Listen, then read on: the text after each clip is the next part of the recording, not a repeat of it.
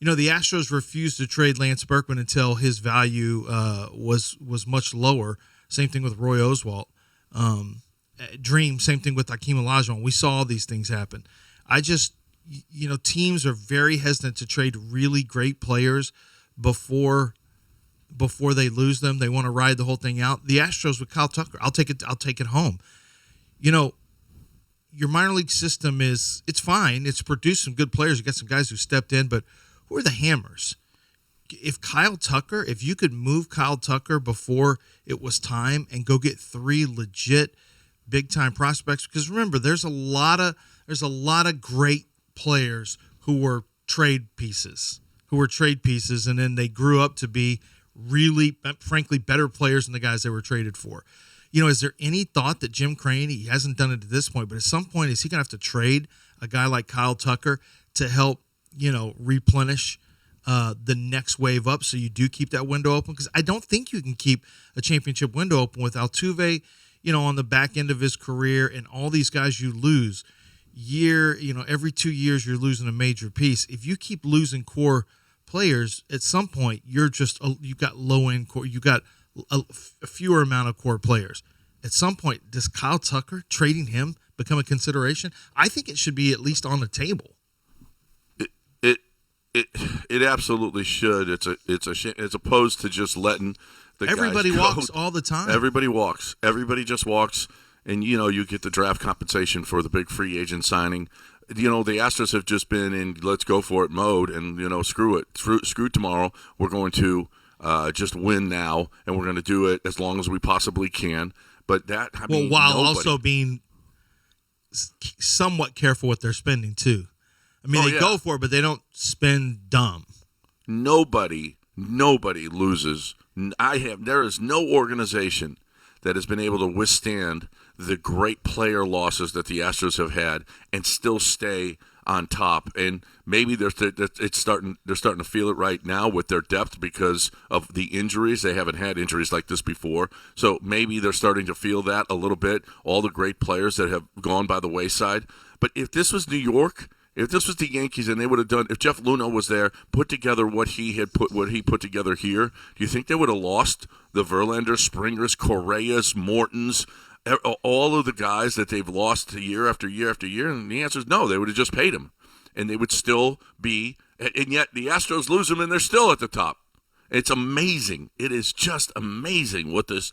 I think Jeff Luhnow is going to go down. There's two sides to the story, obviously, but he has claimed that he didn't know anything, and whatever, he was suspended and now he's out of baseball. He put together one of the greatest runs in baseball history. It's amazing what he has done. He's one of the best ever general managers. And you can talk about the toxic situation, you can talk about the cheating, you can talk about all of that. But this organization, where it was when he got here and what he did in such a short amount of time, there's nobody. I don't even know that there's anybody close. Nobody close. Well, he was, he won championships and built a team where the core has been unbelievable. 4 World Series based on the core that he built. So yeah, he was phenomenal, and they're still reaping the benefits of him. But the thing is, he didn't have to deal with the things that James Click and now Dana Brown have to deal with, because his work was the hard. It's hard finding players, but then he wasn't here long enough to have to deal with anybody other than George Springer, I believe. Everything else has been, and I say that I don't know if it would have been any different with Jeff Luhnow here, because Jim Crane's still the owner. So I don't know if Carlos Correa deal goes any differently. I don't know. I don't know if any of these deals go any differently. But if you think of the timeline, it is interesting that he was lucky enough in a sense. I really shouldn't say lucky enough. I mean, he got fired and kind of, has had his reputation tarnished. But we never got to see him manage a team once it was time to get paid, because that's the hard part. My guess is this is just a fundamental owner issue that the owner's not going to pay. But I still think that you've let all these guys walk. When it comes to Kyle Tucker, and I look at this Astros team, and you see where the different organizations have the Astros ranked in minor leagues, and I'm sure they're looking at the highest end prospects instead of just guys who help teams. And there's two different things: really good teams need to have minor leagues like the Astros have. We got a lot of good young core players who are in their prime, where other teams need to have the next stars coming up. Well, I don't think the Astros have a bunch of stars coming up, so dealing Kyle Tucker could be something that would be, kind of like Randy Johnson. Look at the Randy Johnson deal. It was years ago. However, yeah, but I don't know. I don't know. Did we know that Jeremy Pena was going to be a World Series MVP? Did we know? We knew what Kyle Tucker was. Of course, we thought what Forrest Whitley was going to be, and he wasn't. But Hunter Brown comes up, and he's amazing at the beginning, and he's just going through his growing pains. But I got a lot of confidence that Hunter Brown is going to be really, really good going forward. I don't know. Are we sure that they're not still doing their job? I'm sure that Drew Gilbert's out there. I'm sure that you can't keep losing guys like Kyle Tucker. I'm sure that you can't. Like, the odds, realistically, John, the odds of coming up with another Kyle Tucker aren't that great. I mean, they're not that great. We'd be here. Drew Gilbert would have to be the next Kyle Tucker. Right. So, and who knows? He might be. But you need more quantity to throw at the wall so that somebody else sticks. I'll give you an example. Diaz versus Corey Lee. You had two catchers.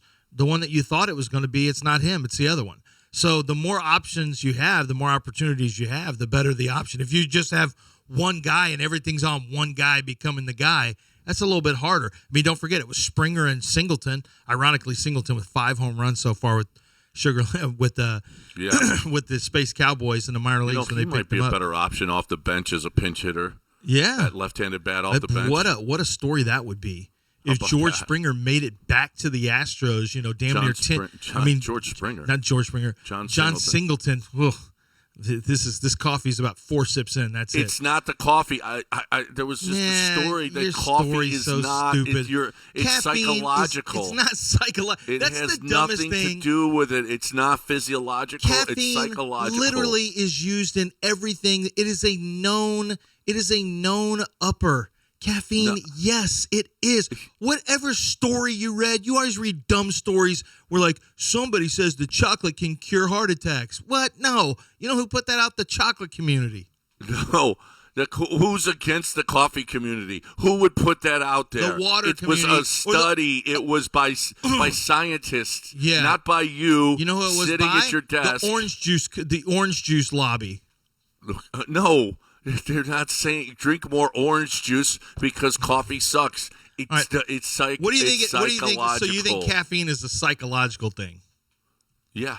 This would go against so much. Yes, you don't need it. Okay, I can prove it to you. I'm not going to have any coffee, and I'm not going to call. I'm not going to have any coffee, and I'm not going to call John Singleton George Springer. Okay, and I'm not going to have any coffee today. I'm going to see, because maybe caffeine is not a stimulant. Oh, it is a stimulant. Okay. So studies show it is considered a stimulant, and it increases the circulation of chemicals such as cortisol and adrenaline in the body. In small doses, it can make you feel refreshed and focused. What is your dumb, stupid thing? Why are you even telling me this to make me mad? I don't know how you got me all upset about some dumb study in News of the Weird.